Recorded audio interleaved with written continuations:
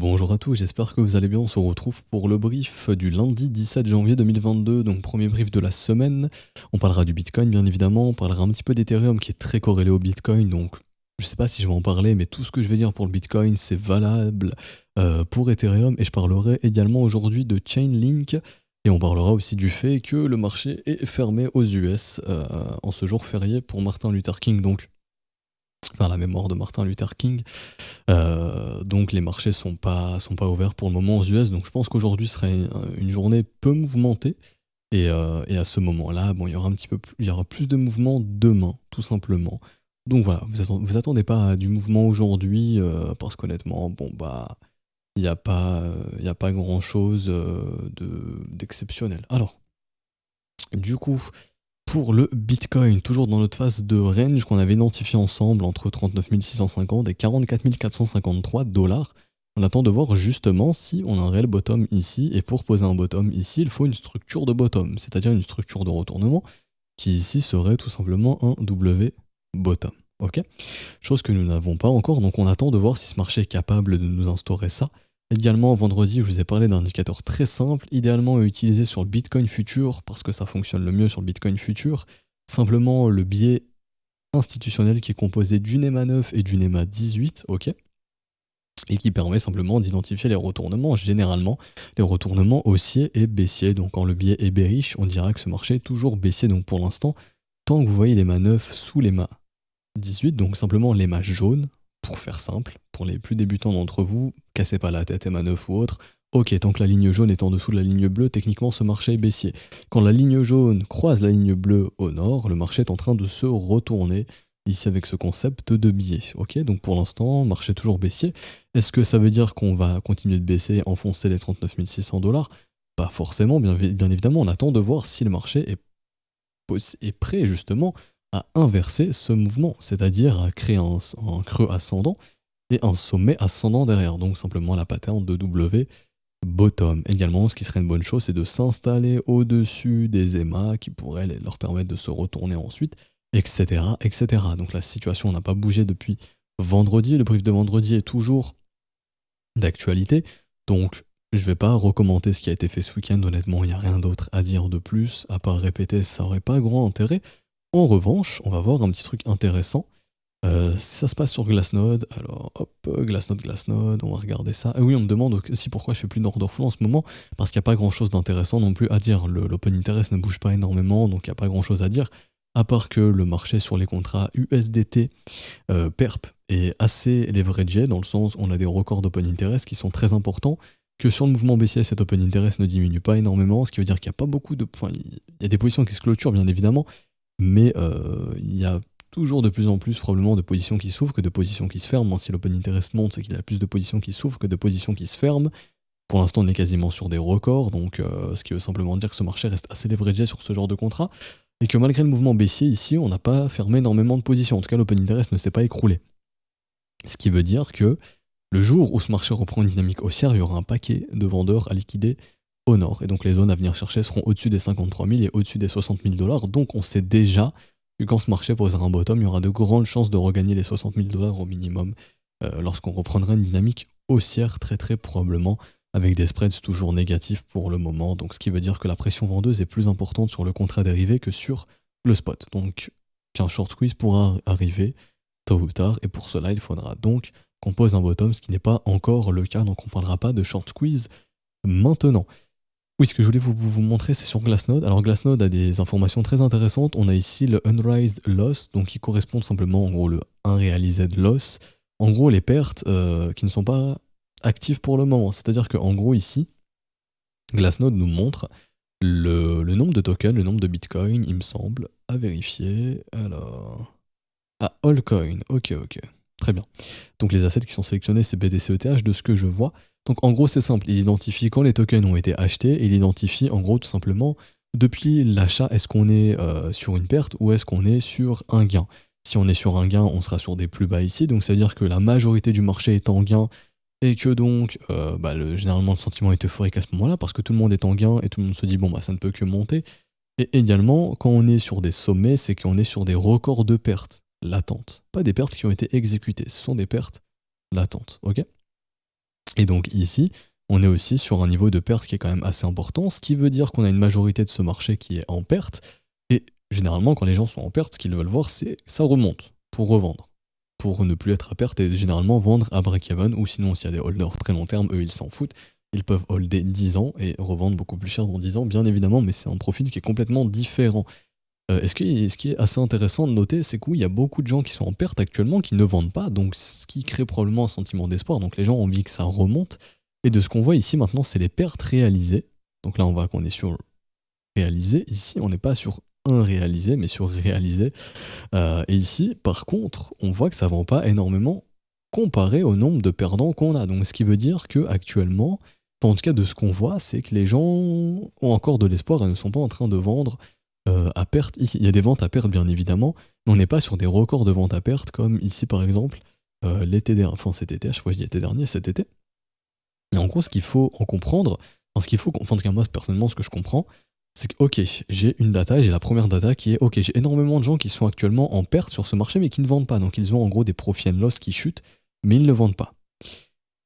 Donc je me dis deux choses. Ces gens sont dans un sentiment d'espoir, donc l'espoir que ça remonte. Donc est-ce qu'on n'a pas le mieux à faire, ce ne serait pas de ranger et que ces gens capitulent tout simplement. Donc en gros, les gens vendent pendant la période de range qui pourrait retourner le marché une fois que les gens ont vendu pour que les gros puissent racheter. Ou alors, est-ce qu'on n'a pas besoin de venir faire un petit tour sous 40 000? Si on perd les 40 000, je pense que psychologiquement ça va flancher et là les gens vont se mettre à vendre. Et à ce moment-là, ok, dernière jambe baissière pour faire capituler les gens. À ce moment-là, sur Glassnode, on verra probablement des records de vente ici à perte. On sera sur la jambe de capitulation, les gens vont capituler, vont se dire bon bah ça y est, c'est fini pour le Bitcoin, on vend tout, on vend nos alts, etc. etc. Sauf que non, en fait, zone de rechargement, creux dans la value, excellente zone pour capturer la liquidité, donc jusqu'à environ 35 000, et ensuite on verra un bottom se poser et les gens rachèteront plus haut comme d'habitude. C'est un peu la chose qu'il faut se mettre en tête. On n'est pas loin d'avoir une capitulation de marché, soit on range pour la poser, donc à ce moment-là, ce range connaîtra une résolution haussière et on aura notre bottom, soit dernière jambe baissière. Donc, et ensuite, les gens vont vendre et là on aura notre bottom très très probablement. En tout cas, en termes de temporalité, comme je le dis, on est plus proche d'un bottom que d'un top. Je pense qu'en termes de temporalité, le bottom est proche, mais peut-être pas en termes de prix.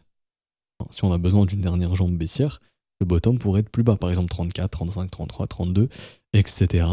etc. Ok. Donc voilà, faut être conscient que si on s'installe vraiment sous les 39 006, je dirais, la psychologie va flancher et on a la possibilité de faire paniquer vraiment beaucoup de gens. En tout cas, c'est l'information que nous donne Glassnode ici.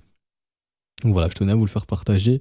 Je pense que vous êtes beaucoup dans ce cas, beaucoup de nouveaux qui ont un peu acheté, pas des endroits vraiment très très intéressants, pas très stratégiques. Les meilleures zones d'achat sont les zones de rechargement. On évite d'acheter en dehors de ces zones, également sur le Bitcoin. Donc voilà, quand on était à 60 000, bien évidemment, on n'était pas en zone de rechargement. On commence à y entrer, on a beaucoup de gens qui sont en perte. Bien évidemment, ces perdants peuvent financer justement des achats pour des whales qui ont besoin de liquidité. Est-ce que ces whales ont besoin de liquidité sous les 39 000? Ça, c'est une question à se poser parce que le marché a posé un sacré bottom ici. On a reverse vraiment violemment ce marché sur les 40 000 $. Ce qui veut dire qu'il y a une grosse demande institutionnelle aussi sur ces 40 000. Donc, est-ce que ces institutions ont de l'intérêt à ce que le marché aille plus bas ou pas? Ça, c'est une question à se poser également. En tout cas, techniquement, ça va se voir. Techniquement, ça va se voir quand on aura la pattern de retournement. Comme je dis toujours, ça ne sert à rien de se précipiter. Vaut mieux attendre la structure de retournement et d'être dans le bon sens ici de la dynamique que de tout simplement courir après un marché qui chute et d'acheter simplement un marché qui chute et d'ajouter du risque et de se retrouver complètement en perte alors que le marché est toujours baissier. C'est une chose très importante d'attendre que la dynamique se retourne, quitte à acheter un petit peu plus cher, mais au moins d'être dans le bon sens de la dynamique et de pouvoir être serein que d'essayer d'acheter un marché qui tombe sans jamais en voir la fin tout simplement. Les structures servent à ça, les structures de retournement servent à ça. Donc oui, on entre un petit peu plus cher, mais au moins on est bien dans le sens de la dynamique. Donc ça tout simplement, ça augmente les probabilités et ça diminue le risque d'acheter un marché qui est toujours baissier. Tout simplement. Et également, une petite pattern à surveiller qui est simplement une pattern weekly que j'apprécie beaucoup. On a déjà parlé, mais c'est simplement le fait d'attendre une pattern de retournement ici weekly que j'utilise beaucoup dans la lecture analytique d'un graphe ici qui est simplement, j'identifie la bougie la plus basse, donc La bougie la plus basse en weekly, c'est celle de la semaine dernière, donc celle du 10 janvier, enfin de la semaine du 10, du coup au 17 janvier, enfin au 16 janvier jusqu'à dimanche. Et du coup, on attend la cassure du plus haut. Si on fait une cassure de ce plus haut, donc si on casse les 44 400 et qu'on clôture, techniquement, on a une pattern de retournement weekly, ce qui augmentera les possibilités d'avoir posé un bottom à 39 700. Ici, 39 700, 39 600, ça dépend des exchanges. 39 600 ici sur Coinbase environ.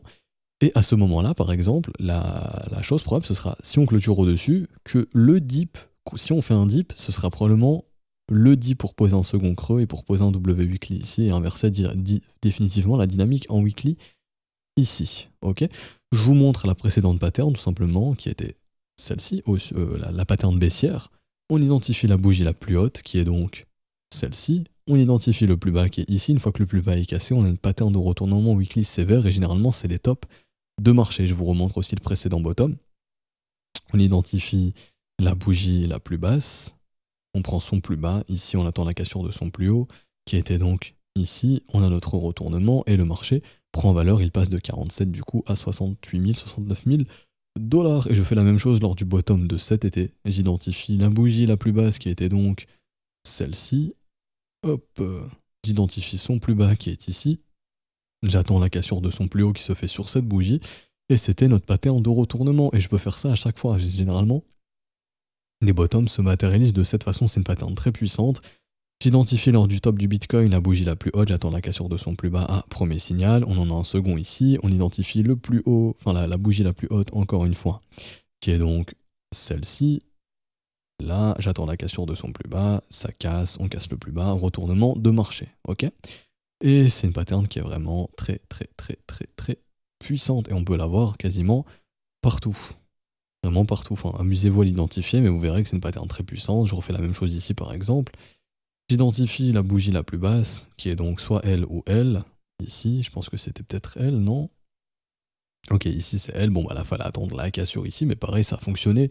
Sinon, si jamais il y a cette bougie aussi, on attend la cassure de son plus haut.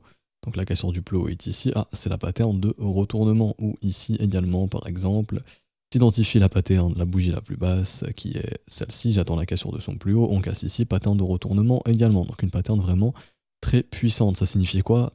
En termes de psychologie, en termes de liquidité, si j'arrive à récupérer le bon outil, parce que TradingView est relou, et après j'en aurai fini pour Bitcoin, et je fais pas d'update Ethereum aujourd'hui parce que c'est comme le Bitcoin, donc tout ce que je dis pour le Bitcoin, c'est valable pour Ethereum, absolument tout. Ici, c'est quoi la pattern? C'est simplement en gros les gars qui ont vendu sur cette bougie là, ou les gars qui ont shorté sur les contrats dérivés, bah tout simplement ce qui se passe, c'est qu'ils ont vendu, donc déjà sur le spot, ce sont des mecs qu'on fera racheter plus haut tout simplement, et en termes de contrats dérivés, ce sont des gars qui auront shorté le marché pendant une semaine ici et qui auront tous la tête sous l'eau, et donc ce sera des mecs à liquider plus haut tout simplement. C'est ce qui permet justement au marché généralement de se reprendre. Ok, donc le Bitcoin, j'ai fini, pas grand chose d'autre à dire.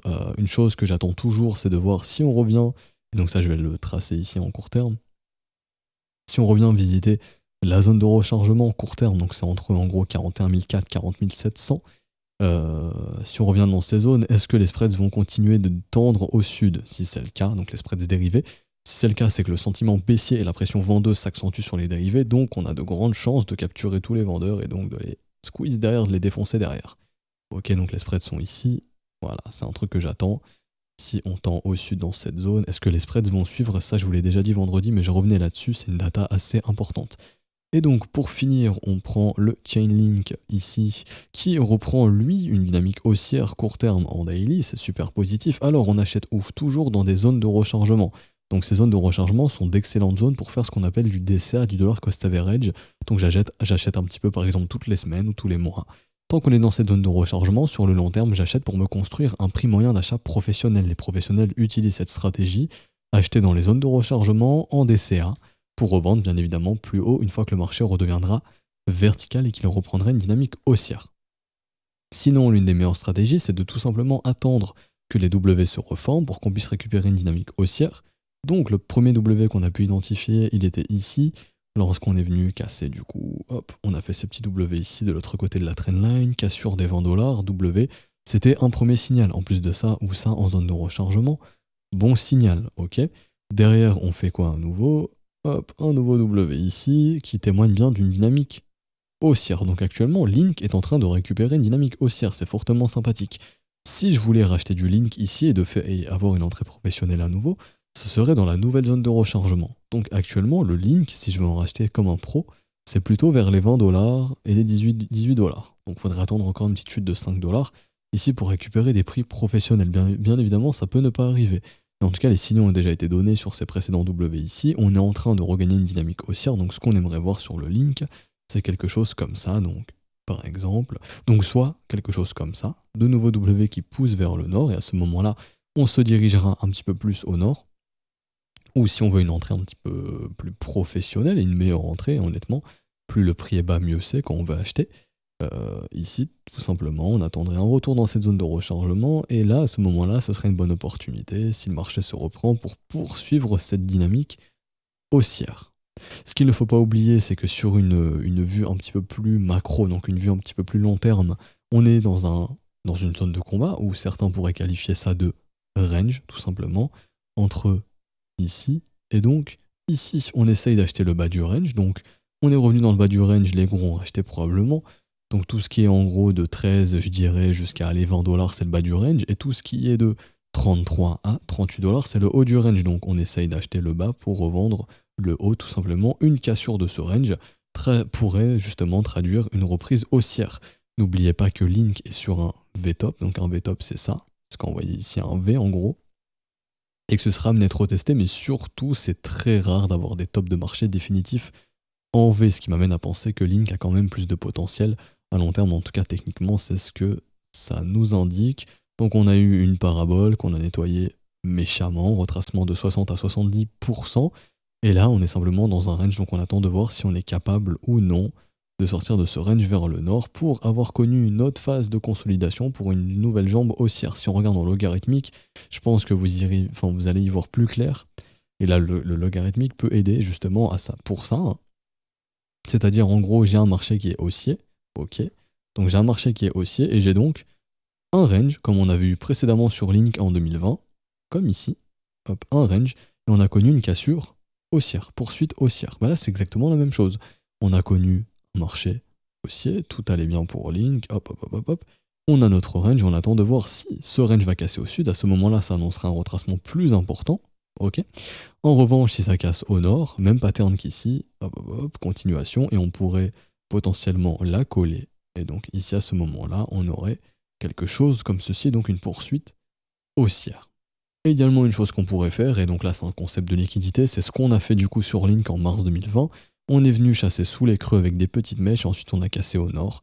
Donc en gros on pourrait faire la même chose, petite mèche, petit tour sous les 13$, par exemple 10, 11, 12$, réintégration, puis cassure au nord comme ça a été fait ici. Ok, petite mèche sous les creux du range, ensuite cassure au nord. Donc en termes d'action de prix, si on fait une fractale, donc une fractale c'est en gros un développement de prix similaire, donc on reprend un développement de prix qu'on a déjà fait au passé et on le fait au présent. Donc en gros, voilà, ça donnerait quelque chose comme ceci. Vous voyez un petit peu le délire. Je vais essayer de vous supprimer ça. Non, le trait jaune, voilà. Donc quelque chose comme ceci. On vient taper au nord, on retape au sud et ensuite on a l'expansion haussière. Ça c'est si on fait la pattern qu'on a déjà fait en 2020. N'oubliez pas, généralement les bottoms se posent en hiver, donc là je reviens sur la charte de Link. On est au mois de janvier, c'est vraiment une bonne période pour tenter de poser un bottom. Je retourne en linéaire, cette fois-ci je ne suis pas en logarithmique. Quelle est la différence entre le linéaire et le logarithmique? Le linéaire, l'échelle de prix, enfin l'échelle est exprimée en fonction du prix, ok. Et en logarithmique, l'échelle est exprimée en fonction du pourcentage de hausse ou de baisse. Donc ici, l'échelle est en fonction, est exprimée en fonction du tout simplement du pourcentage. Donc c'est pour ça que là, on a une courbe qui semble un peu plus plate.